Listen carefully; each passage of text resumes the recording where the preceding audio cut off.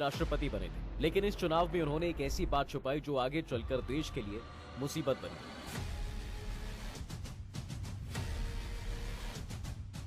राष्ट्रपति ह्यूगो चावेज के बाद वेनेजुएला के राष्ट्रपति उनके दामाद को बनना था, लेकिन उन्होंने एक बस ड्राइवर निकोलस मादुरो को राष्ट्रपति बना दिया। तेल के प्रोडक्शन में वेनेजुएला इतना आगे था साहब कि इसे सऊदी अरब कहा जाने लगा था, लेकिन तब भी इस देश के ज्यादातर लोग बेहद गरीब थे और 12 सालों में सत्ता पर काबिज मादुरो और उनकी पत्नी को अमेरिका ने उठा लिया था। उन पर फिलहाल कैदी की तरह मुकदमा चल रहा है।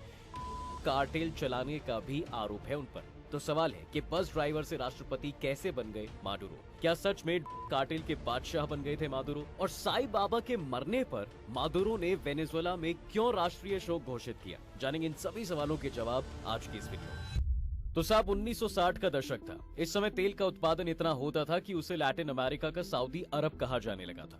बाहर से वेनेजुएला की जो चकाचौंध दिखती थी, अंदर की हकीकत उससे काफी अलग थी। ऑयल प्रोडक्शन का पैसा चंद अमीर लोगों के पास ही जा रहा था। जैसे ठीक वैसे ही जैसे भारत में ऑपोजिशन आरोप लगाता है कि भाई भारत का भी ज्यादातर पैसा लगभग 10% लोगों के पास ही है, बाकी लोग और गरीब होते जा रहे हैं। खैर, वेनेजुएला में इसका असर ये हुआ था कि वहां ज्यादातर लोग बहुत गरीब थे। इसी दौर में वेनेजुएला की राजधानी कैराकस में 13 नवंबर 1962 को निकोलस मादुरो का जन्म हुआ। मादुरो के पिता जीसस निकोलस वर्कर्स के ट्रेड यूनियन के लीडर थे।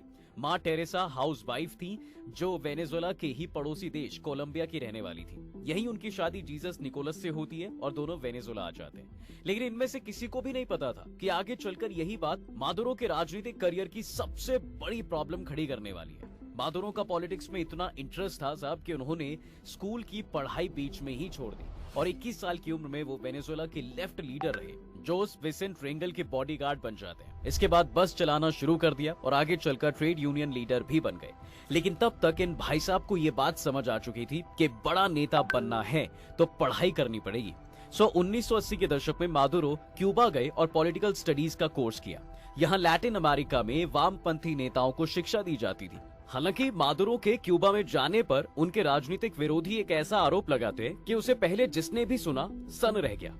उन लोगों ने आरोप लगाया कि क्यूबा में रहने के दौरान वहां की इंटेलिजेंस एजेंसी ने मादुरो को बतौर एजेंट काम पर रखा था।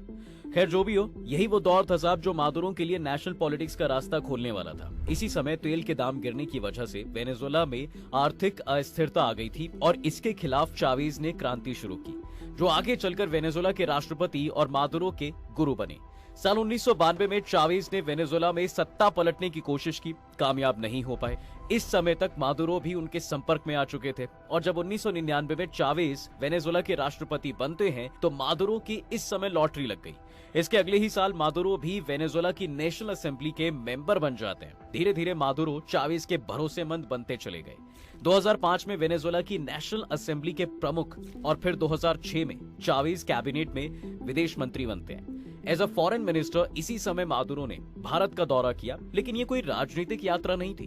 वो जिस दौरे पर थे उसकी सच्चाई थोड़ी चौंकाने वाली है, लेकिन सच है वो भारत अपने गुरु का आशीर्वाद लेने आए थे। है ना चौंकाने वाली बात कि लैटिन अमेरिका के एक देश का बड़े नेता का गुरु और वो भी भारत में। लेकिन हकीकत यही है साहब। दरअसल निकोलस मादुरो सत्य साईं बाबा को अपना गुरु मानते थे। 2005 में वो आंध्र प्रदेश के पुट्टपर्थी में भी प्रशांति निलयम आश्रम दर्शन के लिए गए थे। इतना ही नहीं, मादुरो ने सत्य साईं बाबा की एक बड़ी तस्वीर भी अपने ऑफिस में लगा के रखी थी। और साल 2011 में जब सत्य साईं बाबा की मृत्यु होती है तब वेनेजुएला में एक दिन का राष्ट्रीय शोक घोषित किया गया था और इसी समय मादुरो विदेश मंत्री भी थे। जैसे जैसे इनका राजनीतिक कद बढ़ रहा था, इसके साथ ही इनकी प्रेम कहानी भी खूब बढ़ रही थी। मादुरो की पत्नी सिलिया फ्लोरेस भी चावेज की करीबी थी और ये दोनों आंदोलन के दिनों ही मिले थे। पेशे से वकील सिलिया मादुरो सहित दूसरे नेताओं का कानूनी बचाव करती थी। बाद में वो भी सत्य साईं बाबा की भक्त बनती चली गई। दोनों ने अपने अपने पार्टनर से तलाक लेकर 2013 में शादी कर ली। दोनों के प्रेसिडेंट बनने के बाद फर्स्ट कॉम्पिटेंट यानी पहली लड़ाकू कहा जाने लगा। वैसे तो किसी देश के प्रेसिडेंट के पत्नी को फर्स्ट लेडी कहा जाता है, लेकिन क्योंकि सिलिया आगे चलकर वेनेजुएला की अटॉर्नी जनरल भी बनी थी इसलिए उनको ये नाम दिया गया। वेनेजुएला में मादुरो की पार्टी की सरकार थी और ये खुद मंत्री भी थे, मतलब सब ठीक चल रहा था। लेकिन जब 2012 में चुनाव से पहले एक बहुत बड़ा उनको झटका लगा। हालांकि ये झटका बाद में मादुरो के जीवन का सबसे बड़ा टर्निंग पॉइंट भी साबित हुआ, क्योंकि यहीं से उनके प्रेसिडेंट बनने का रास्ता साफ हो गया, जिसकी उम्मीद खुद मादुरो को भी नहीं थी।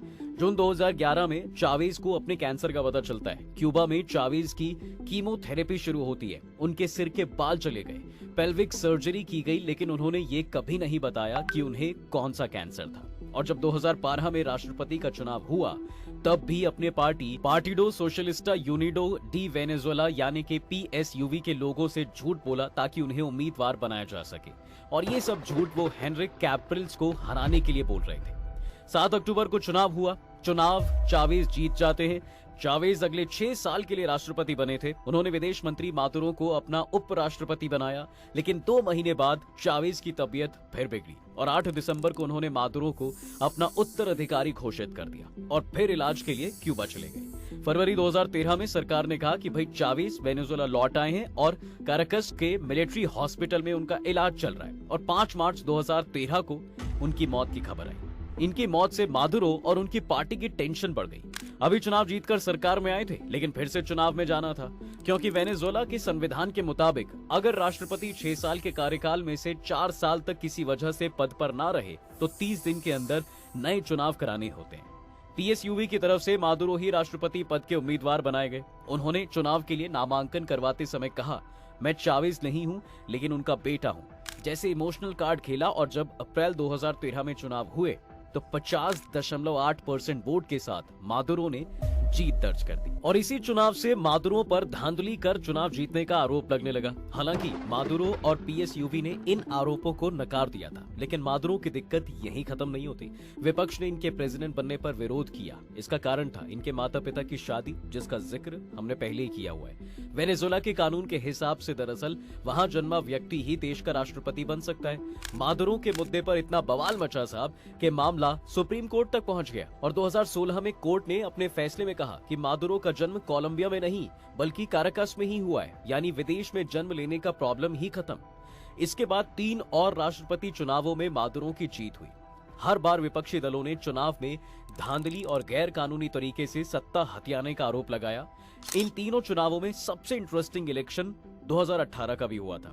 इस चुनाव में मादुरो के खिलाफ जुआन ग्वाइडो विपक्षी उम्मीदवार थे। तब अमेरिका सहित 50 से ज्यादा देशों ने जुआन ग्वाइडो को वेनेजुएला के राष्ट्रपति के बतौर मान्यता दी थी, लेकिन वेनेजुएला पर मादुरो का ही शासन चलता रहा। हालांकि साल 2019 में अमेरिका ने मादुरो को वेनेजुएला का प्रेसिडेंट मानने से ही इनकार कर दिया और इस साल उसने मादुरो को नार्को टेररिस्ट यानी अवैध का धंधा करने वाला आतंकी डिक्लेयर भी कर दिया। फिर उन पर इनाम रखा और इसी साल ट्रंप ने इनाम की रकम दोगुनी भी कर दी थी।